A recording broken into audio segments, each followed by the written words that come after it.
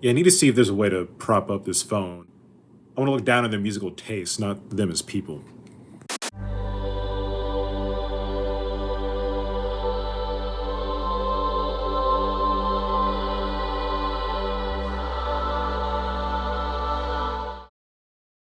No.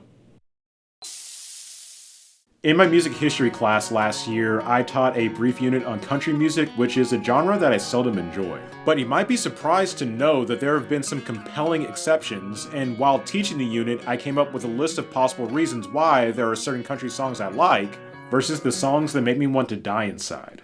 Now, is that list going to determine every country song that I deem good or bad? Well, no, and trying to apply a single criteria to everything is part of why the music industry is so despicable these days. But it does make one think, and the items in the list can actually be applied to any genre. And what I've learned over time through life, teaching students, and even through running this series, is that there's seldom such thing as a bad genre, but bad songwriting can exist across any genre, including my favorites. Oh, who am I kidding, especially my favorites. So when I saw that the pop tune for this episode was going to be a country song, I kept my mind open. Did it measure up to my standards for good composition?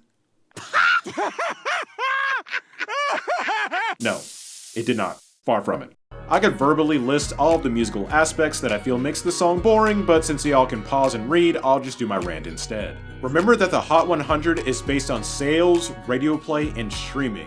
And while I'm not trying to shame anyone for enjoying this song, the chart position means that it got repeatedly requested, streamed, and purchased to the point that it became #1 in the country. And understanding how it became #1 is befuddling to me.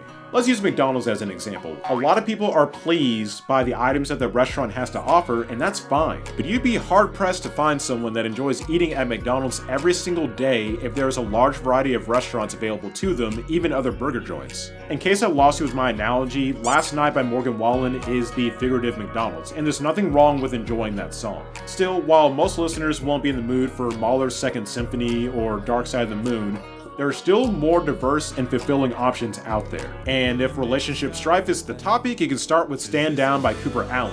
Cooper makes much better use of his vocal abilities, poem writing, and shifts in energy. He, like other YouTube musicians, also likes to mash up other different genres and musical elements. Sadly, my foray into dance music wasn't much better. I hated the song after about 15 seconds, specifically when the sample started in earnest.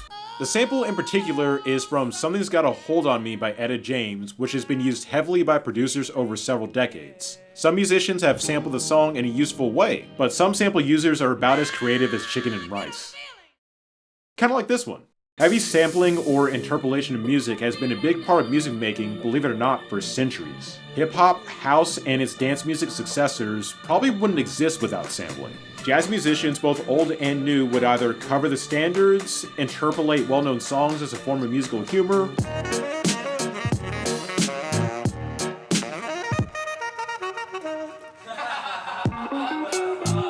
or would use contrafacts. Renaissance composers would use cantus firmus, and la folia was one of many chord structures that Renaissance and Baroque composers would use. So it's not like I'm anti-sampling or that sampling has no precedent, but having composed and produced music myself and living in a time period where doing both is more accessible than ever, House of Prayers can produce something better than this. This is less unique than what Avicii did with Levels in 2011, and I can't stand that song. Now, if you're much younger than I am, or if you're just a casual listener, you may not have known the history behind the Etta James sample. However, I do know that Etta's vocals have been used extensively over time, and given that knowledge, I know that something better can be created. It wouldn't surprise me, in fact, if this was intentionally constructed to grab the attention of the aforementioned young and casual listeners as a way to easily sell a track. But is that actually any fun? Was this track created out of passion for dance music, or was it a coldly calculated record company decision? Since I like leaving counterexamples to tracks that I criticize, check out this remix of Heard It All Before by Low Steppa. The original song, which is also a banger, has been sampled at least 14 other times. Still, while there are several other house tracks that sample the vocals, none of them quite do it how Mike and Mick did. This is how you sample a song while still being inventive. Speaking of inventive, I kept a promise to myself last summer to listen extensively to Snarky Puppy's music, and my ears couldn't be any happier with that decision. I subscribed to Ground Up Music, their record label, not too long after, and they do a fantastic job of publishing music that takes phenomenal skill, but is still fun to listen to. The most approachable song that I hadn't heard yet was Back Meetings by Funky Knuckles. Let me start off by saying that this song is downright peculiar both visually and musically, but the intro's not too bad. The chords played on the organ make things very dreamy, and the drums and guitars are playing different lines from the horns, but they line up very well with the parts that they're playing. As the intro ends and the drummer comes in with a backbeat, there's occasional chaos, but it's done in a tasteful way. But as the song goes on, there are times where the parts no longer line up or mesh in a meaningful way. In particular, I have to harp on the electric guitar. It didn't feel like the solo lined up rhythm-wise or pitch-wise with the rest of the group, and while the spirit of jazz is improvisation, there's still the feeling that the soloist and the band should sound like they belong together. And that isn't what I heard here. It's not too uncommon for the soloist to listen to the backing band and see what they'll be doing before they try their improv. And some soloists simply write out or memorize their solo in its entirety, and there would be no shame in doing it in this track. Around 3 minutes and 30 seconds, the keyboards and guitars are playing harmony while the trumpet and drums get a simultaneous feature.